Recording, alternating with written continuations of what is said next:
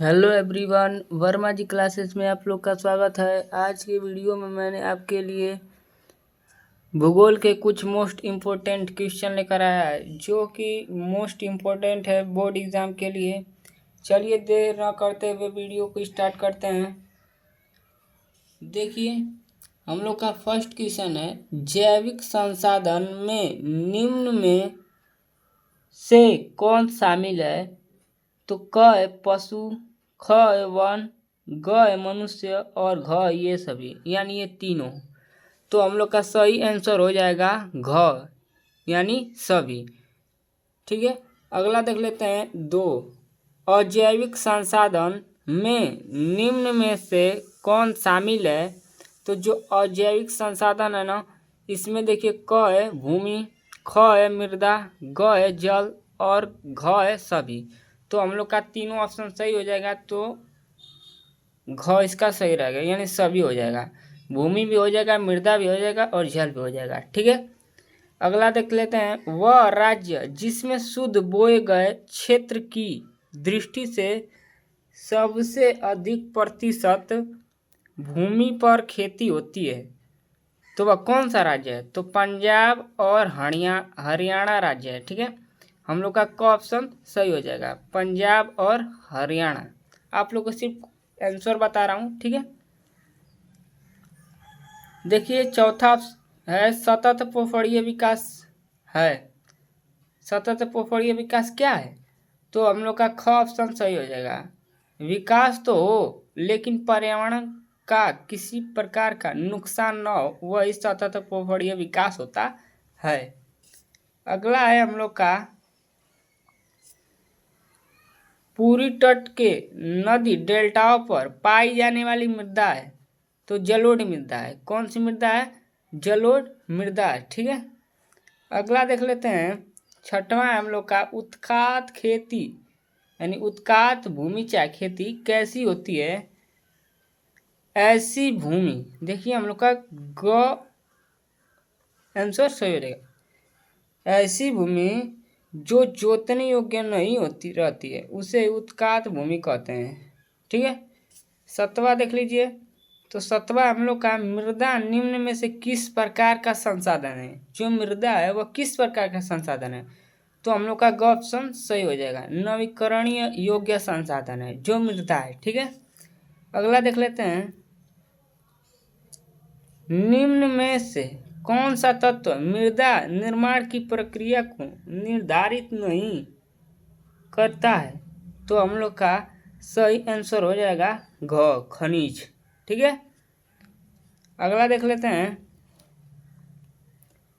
नदियों द्वारा लाए गए अवसाद को निर्मित मृदा है, तो हम लोग का ग ऑप्शन सही हो जाएगा, जलोढ़ मृदा है। ठीक है, अगला देख लेते हैं। 10वां है हम लोग का, निम्न में से कौन सी जलोढ़ मृदा की विशेषता नहीं है? यानी ऐसी कौन सी है जो कि जलोढ़ मृदा की विशेषता नहीं है? देखिए, तो घ या कपास के लिए उपयुक्त है। ठीक है, अगला देख लेते हैं। संसाधन को स्वामित्व के आधार पर निम्न में से किस वर्ग में वर्गीकृत किया है? ठीक है, तो हम लोग का घ ऑप्शन सही हो जाएगा। देखिए, घ ऑप्शन निजी, सामुदायिक, राष्ट्रीय और अंतर्राष्ट्रीय संसाधन में। अगला देख लेते हैं। तो अगला हम लोग का, विकास के आधार पर संसाधनों का कौन सा वर्गीकरण किया गया है? तो हम लोग का सही आंसर हो जाएगा संभावी विकसित।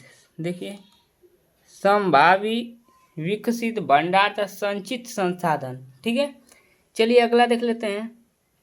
देखिए, अगला प्रश्न है हम लोग का, निम्न में से कौन सा कथन सही सत्य नहीं है? तो देखिए, हम लोग का घ ऑप्शन सही है, जलोढ़ मृदा कपास के लिए उपयुक्त होता है। ठीक है, अगला देख लेते हैं। निम्न में से कौन मरुस्थलीय मृदा की विशेषता नहीं है? मरुस्थलीय मृदा की विशेषता नहीं है, तो हम लोग का घ ऑप्शन सही हो जाएगा। मरुस्थलीय मृदा काफ़ी उपजाऊ होती है। ठीक है, अगला देख लेते हैं। अगला क्वेश्चन है, निम्नलिखित में से किस राज्य में काली मिट्टी पाई जाती है?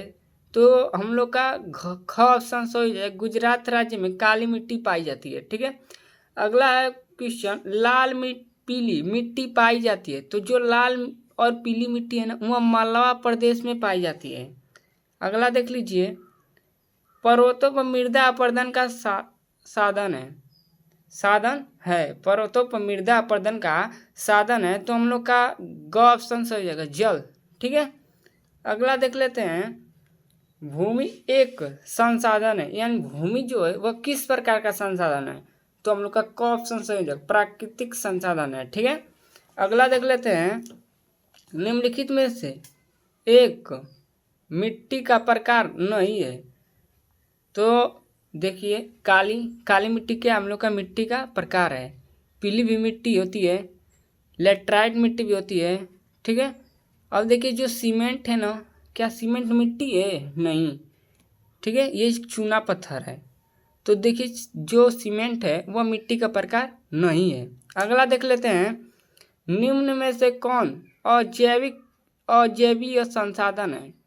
तो अजैवीय संसाधन हम लोग का को ऑप्शन सही हो, जो चट्टान है वह अजैवीय संसाधन है। अगला देख लेते हैं, पंजाब में भूमि निम्नीकरण का प्रमुख कारण है। तो अत्यधिक सिंचाई। ठीक है, निम्नलिखित में से किसकी अधिक मात्रा जलोढ़ मिट्टी में पाई जाती है? तो ये हम लोग का तीनों से है, पोटास की मात्रा, चूना की मात्रा, फास्फोरस। ठीक है, यानी इनमें से सभी होगा आप लोग का आंसर। अगला देख लेते हैं, निम्नलिखित में से कौन सा एक संभावी संसाधन है? तो जो हम लोग का संभावित संसाधन है ना, वह पवन ऊर्जा है। निम्नलिखित में से कौन सा संसाधन पुनः चक्रीय संसाधन है? पुनः चक्रीय संसाधन है, तो हम लोग का सही आंसर हो जाएगा पुनः चक्रीय संसाधन। तो हम लोग का लोहा हो जाएगा। क्या हो जाएगा? लोहा। निम्नलिखित में से कौन सा एक व्यक्तिगत संसाधन नहीं है, यानी मनुष्य का संसाधन? जो भूमि है, क्या भूमि को मानव ने बनाया है? नहीं। भूमि तो प्राकृतिक संसाधन ना, तो वह व्यक्तिगत संसाधन नहीं है, यानी यानी जो मनुष्य ने वे संसाधन जो मनुष्य नहीं बनाए हैं उसी को व्यक्तिगत संसाधन नहीं है। क्या हम लोग भूमि को बनाए हैं? नहीं। अगला देख लीजिए, निम्नलिखित में से कौन सा परंपरागत संसाधन है? तो हम लोग का जो परंपरागत संसाधन है ना, वो प्राकृतिक गैस है। क्या है? प्राकृतिक गैस। अगला देख लेती है, लेटराइट मिट्टी निम्नलिखित में से किस राज्य में पाई जाती है? तो जो लेटराइट मिट्टी है ना, वो महाराष्ट्र में पाई जाता है। ठीक है, अगर आप लोग को वीडियो पसंद आए तो चैनल को सब्सक्राइब करिए। तब तक के लिए बाय बाय।